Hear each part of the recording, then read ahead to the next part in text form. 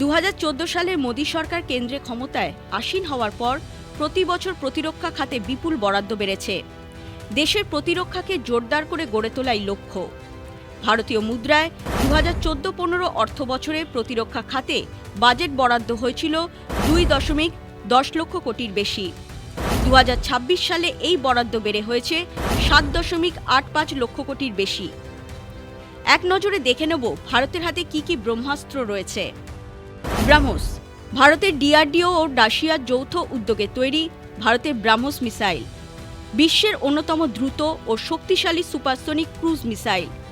শব্দের চেয়ে 3 গুণ বেশি গতিতে ছোটা ব্রাহ্মস মিসাইলকে রাডারে ধরা প্রায় অসম্ভব। এটি স্থলপথে, আকাশপথে, জলপথে, এমনকি সাবমেরিন থেকে নিক্ষেপ করা সম্ভব।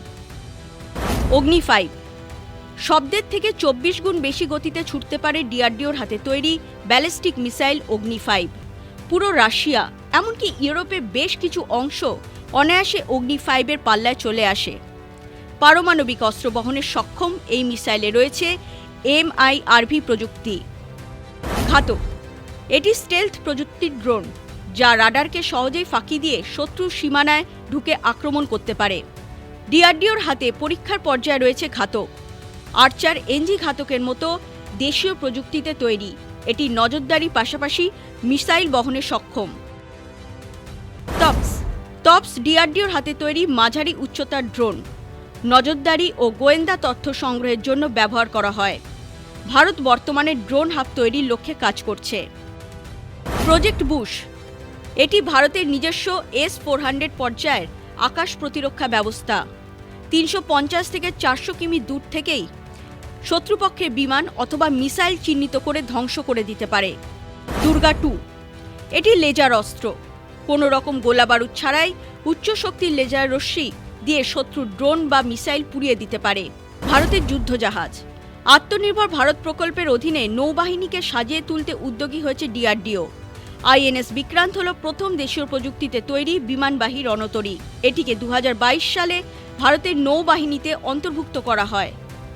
ডিআরডিও নৌবাহিনীর জন্য বিশেষ ও দূরপাল্লার নজরদারি ড্রোন তৈরি করেছে।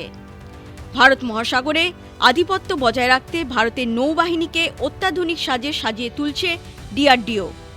হাইপারসোনিক ও দূরপাল্লার মিসাইল, স্বল্প পাল্লার মিসাইল রণতরীতে ব্যবহারের জন্য কাজ চলছে। এছাড়া সাবমেরিন প্রযুক্তির জন্য প্রজেক্ট 76, AIP, আন্ডার ওয়াটার সার্ভাইলেন্সে কাজ করা হচ্ছে। ডিআরডিওর তৈরি রোবট ডগ, ডিআরডিও তৈরি করেছে রোবট ডগ সেনাবাহিনীতে, যার নামকরণ মিউল। বিস্ফোরক শনাক্তকরণ থেকে সেনাদের উদ্দেশ্যে খাবার, ওষুধ পৌঁছে দেওয়া সবেতেই দারুণ কার্যকর।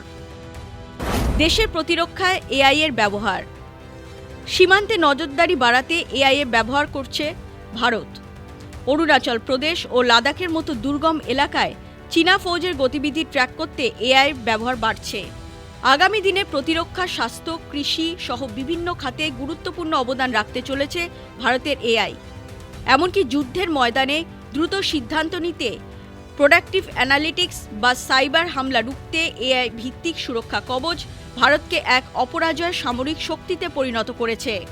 দেশের সার্বভৌমত্ব রক্ষায় এবং জওয়ানদের জীবন বাঁচাতে এই প্রযুক্তি এক যুগান্তকারী ভূমিকা পালন করছে। আত্মনির্ভর ভারত গড়ে তোলার পক্ষে AI দেশকে আরও এক ধাপ এগিয়ে দিচ্ছে। সম্প্রতি ভারতের নয়াদিল্লিতে 2026-এর AI ইম্প্যাক্ট সামিটে তেমন ইঙ্গিত দেওয়া হয়েছে।